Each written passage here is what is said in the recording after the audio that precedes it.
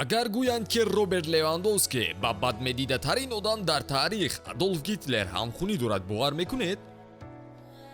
баъзе одамон бовар карданд, вале ин ҳама гап аз куҷо пайдо шуду? аз инам ҷолибтараш, оё ин чиз ҳақиқат дорад? биёед ба гузашта бармегардем ва ҳамлагари полшагии Барселонаро мебинем. пеш аз он бошад як лайк зери навор гузоред ва мо бошад оғоз мекунем.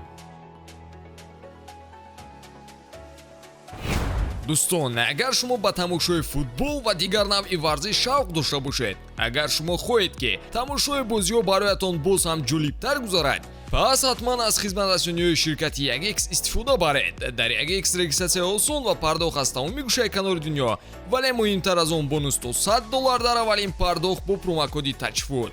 силкаи зарурӣ дар комментария. ба ҳама муваффақият. Роберт Левандовски 21 августи соли 1988 дар Варшаваи Полша ба дунё омадааст. волидайни ӯ Кристоф Левандовски ва Ивона Левандовски ҳарду варзишгари хуб буданд. ивона, модари Роберт, ба волейбол машғул буд. ӯ дар лигаи якуми Варшава бозӣ мекард. падараш бошад ҷудокор буд ва ҳамчунин дар дастаи маҳаллии футбол низ бозӣ мекард. генҳои одамро иваз кардан намешавад ва ба ҳамин хотир Роберт роҳи варзишро пеш гирифт. ӯ дар кӯдакиаш машинаи голзанӣ буд ва шумораи голҳояш он вақт то 600 расида буд. чизе садди роҳаш истодан наметавонист. Левандовски куҷое набошад шоҳи майдони футбол мегардад. баъзе одамон бошанд ин лидерии ӯро ба ҳамхунаш, ки дар таърих лидериро дӯст медошт, Адольф Гитлер мансуб медонанд. чӣ қадаре ки ин гуфтаҳо ҷолиб нанамояд, асли ӯ хеле хандаовар асту шуморо дар ҳайрат мегузорад.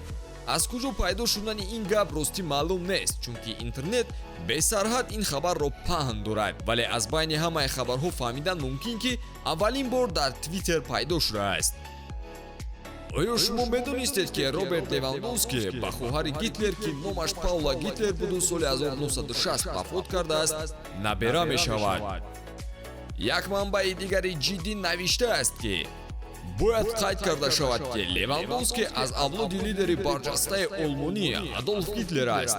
ӯ набераи хоҳари Гитлер Паула Гитлер аст, ки дар 64-солагиаш вафот кардааст.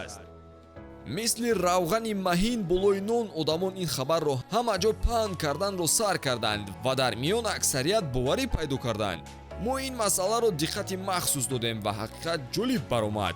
якумаш ин ки дар асл ягон қайде оиди фарзанд доштани Паула Гитлер ё худхешу таборияш нест. факт ҳамин ки ӯ охирин ҳамхуни Адольф Гитлер ба ҳисоб меравад. Паула соли 1960 баъди ҳаёти начандон хубаш аз рӯи бародари диктатораш вафот кард. барои Роберт Левандовски будани набераи Паула, яъне ки волидайнаш бояд фарзанди ӯ бошад, ин ягон ҳақиқат надораду ғайриимкон аст. барои мемдӯстдорони интернет ин хабари бад шуд, вале ҳақиқат бояд ҳамеша рӯи об бошад. Роберт Левандовски ягон муносибат бо Адольф Гитлер дар ягон маврид надорад. ин хабар ба таври ҷиддӣ бо суръат паҳн шуд, вале бояд қайд кард ки дурӯғ роҳи дарозро тай кардан наметавонад. баъзеҳо аз машҳурии Роберт истифода бурда бо хабарҳояшон аз худ ном баровардан хостанд, вале бояд беасос ин корро накунанд. ҳатман дар канали мо обуна шавед ва барои навори ҷолиб пешкаш карданамон лайк гузоштанро фаромӯш насозед. ба ҳамин тамом, то боздид дӯстон. Yes, I know when I close my eyes. Yes, I know when I close my eyes.